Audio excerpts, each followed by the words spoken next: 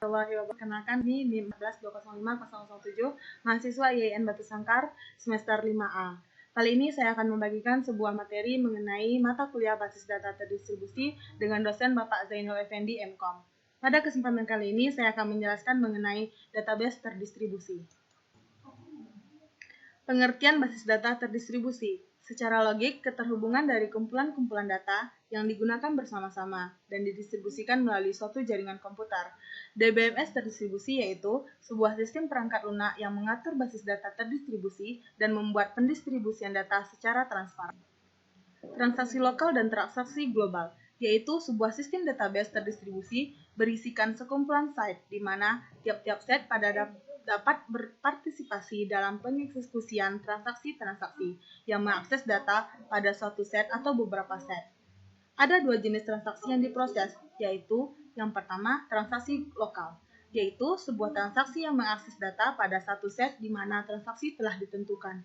Yang kedua, transaksi global, yaitu transaksi yang mengakses data pada set yang berbeda di mana transaksi telah ditentukan, atau transaksi yang mengakses data pada beberapa set yang berbeda.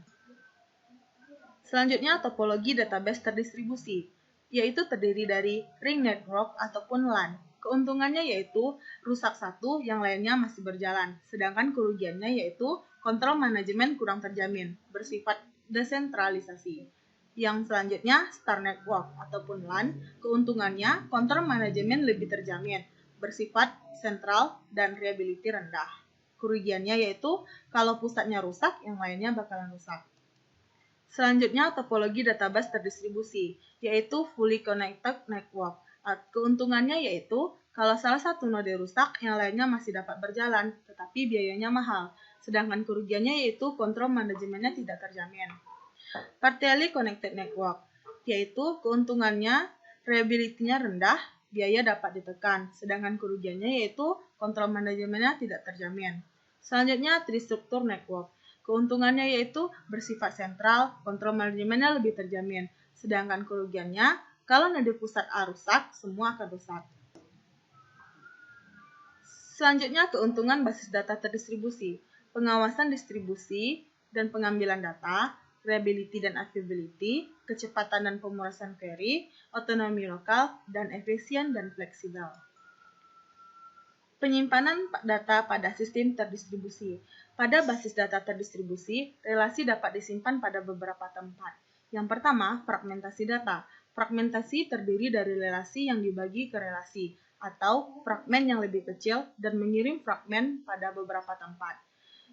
Kedua, replikasi, yaitu DBMS dapat membuat suatu kopi dari fragmen pada beberapa situs yang berbeda. Fragmentasi. Fragmentasi dapat memisahkan relasi ke dalam beberapa fragmen. Tiap-tiap fragmen disimpan pada set yang berbeda. Ada 3 jenis fragmentasi. Yang pertama, fragmentasi horizontal. Yang kedua, fragmentasi vertikal. Dan yang ketiga, fragmentasi campuran. Aturan dalam fragmentasi yaitu yang pertama kondisi lengkap. Maksudnya di sini yaitu seluruh dari data relasi global harus dipetakan ke dalam fragmen. Fragmentasi tidak akan terjadi jika sebuah data item yang dimiliki oleh relasi global tidak dimiliki oleh beberapa fragmen. Yang kedua yaitu kondisi penyusunan kembali. Maksudnya harus selalu mungkin untuk menyusun kembali tiap-tiap relasi global dari fragmen-fragmennya. Hanya fragmen-fragmen yang disimpan dalam database terdistribusi yang dapat membangun relasi global kembali melalui operasi penyusunan kembali jika diperlukan.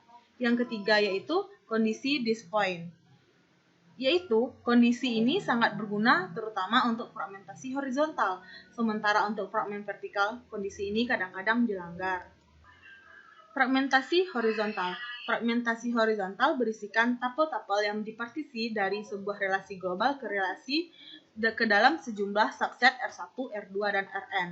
Tiap-tiap subset berisikan sejumlah tapel-tapel dari R. Tiap-tiap tapel dari R harus memiliki satu fragmen, sehingga relasi yang asli dapat disusun kembali. Selanjutnya, fragmentasi campuran. Relasi R ataupun global dibagi ke dalam sejumlah relasi fragmen, yaitu R1, R2, R3, dan Rn, sampai dengan Rn. Tiap-tiap fragmen diperoleh sebagai hasil baik dari skema fragmentasional, horizontal, ataupun skema fragmentasi. Vertikal pada relasi R atau dari sebuah fragmen R yang diperoleh sebelumnya. Dan yang terakhir, membangun fragmentasi. Cara membangun fragmentasi di sini yaitu mengenai fragmentasi campuran. Yang pertama, menggunakan fragmentasi horizontal pada fragmentasi vertikal. Yang kedua, menggunakan fragmentasi vertikal dan fragmentasi horizontal.